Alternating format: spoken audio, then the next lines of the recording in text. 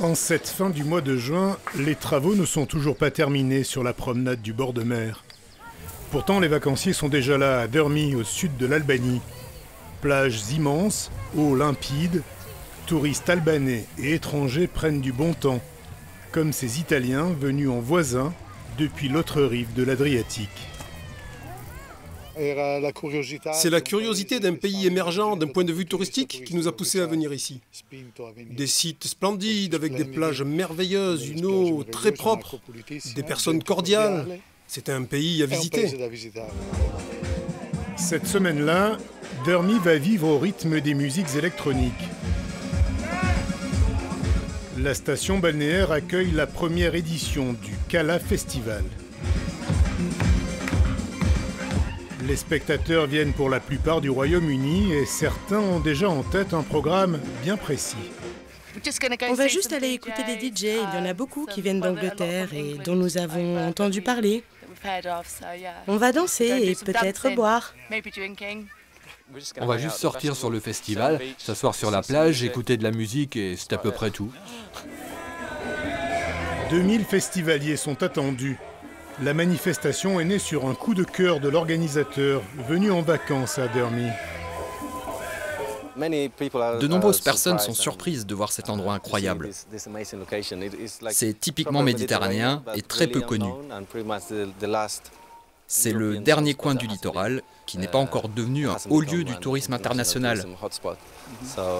On est très heureux d'offrir aux visiteurs la possibilité d'explorer l'Albanie, tout en venant écouter la musique des artistes qu'ils aiment.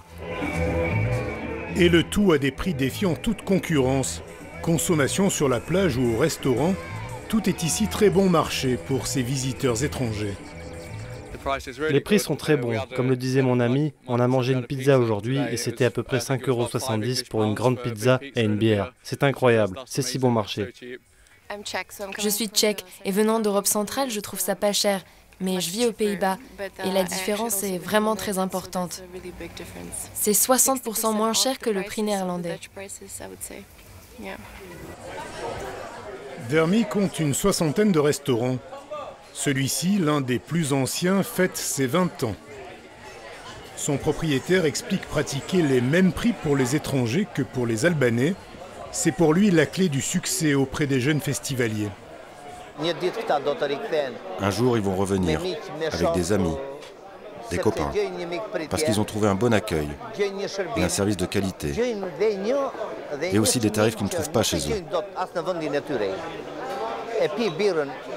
Ici, ils boivent de la bière locale, de tradition albanaise, pour seulement 1 €. Rajouter un coucher de soleil à couper le souffle, et c'est peut-être la recette de la montée en puissance du tourisme albanais. À une soixantaine de kilomètres plus au nord, Vlora, la grande ville du sud du pays, et son boulevard du front de mer flambant neuf, financé par l'Union européenne.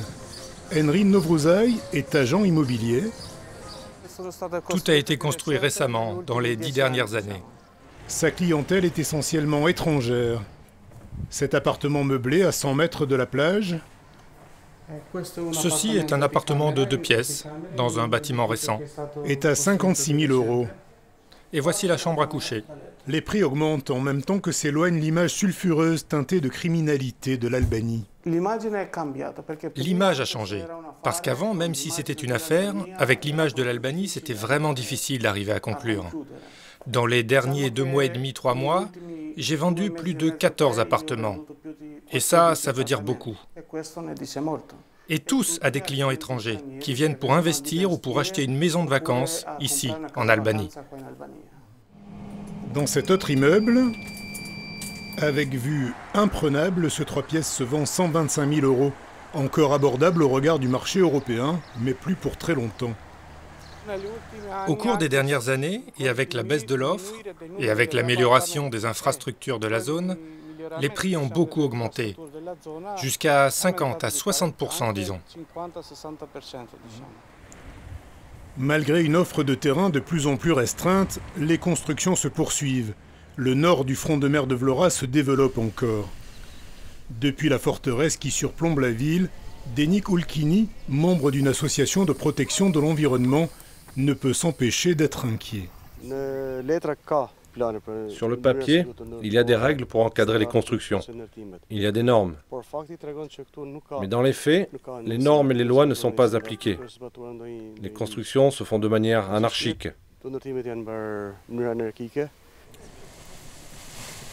Le décollage du tourisme en Albanie pourrait conduire à des situations problématiques dans ce pays au littoral encore en partie préservé. Près de Dermi, 2 complexes touristiques sortent de terre quasiment sur la plage. De son côté, le gouvernement assure être vigilant, ne pas vouloir reproduire ici les erreurs commises à l'étranger pour favoriser le tourisme de masse. Le tourisme est maintenant une priorité pour le développement économique du pays. C'est pour cette raison qu'il y a eu la création du ministère du Tourisme et de l'Environnement, qui cherche à favoriser le développement du tourisme tout en protégeant l'environnement de manière durable. Loin du tourisme de masse, voici la première auberge de jeunesse ouverte à Shkodra, dans le nord du pays, il y a 6 ans. Ici se croisent des voyageurs de tous âges et de toutes origines, venus découvrir un pays coupé du monde jusqu'en 1991. Ce n'est pas une destination ordinaire. Non, mais ça va le devenir. Quand les gens sauront à quel point c'est bien d'être ici, à quel point la population est agréable et accueillante. C'est pour sauver sa maison qu'Alma Bajdari l'a ouverte aux voyageurs. Elle leur permet dans ce salon de s'immerger dans l'Albanie communiste. Pendant la période de la dictature, chaque famille avait ses canapés qui sont minimalistes. C'était des lits pendant la nuit et des canapés pendant la journée. C'est l'Albanie qui est en train de disparaître. L'Albanie qui n'existera plus d'ici quelques années. En 6 ans, l'auberge n'a jamais désempli. Et Alma Bajdari a pu voir une évolution sensible de la clientèle. La cible est en train de changer. Ce ne sont plus les routards purs et durs avec leurs sacs à dos. Mais il y a beaucoup de couples qui arrivent, d'âges variés, même de plus de 60 ans. Et il y a aussi des familles avec des enfants. Christophe Scheuermann, lui, organise des séjours de kayak pour sa clientèle allemande. Son premier voyage en Albanie date d'il y a 14 ans.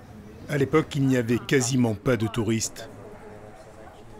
Pour moi, le virage, ça a été, je pense, en 2015, quand le guide Lonely Planet a désigné l'Albanie comme destination de l'année. Après ça, j'ai vu arriver ici des touristes du monde entier. Entre mer, montagne et ville, l'Albanie a accueilli près de 2 400 000 touristes en 2017, 24% de plus que l'année précédente. Le pays le plus pauvre d'Europe est certainement aussi le plus abordable pour des voyageurs en quête de découverte.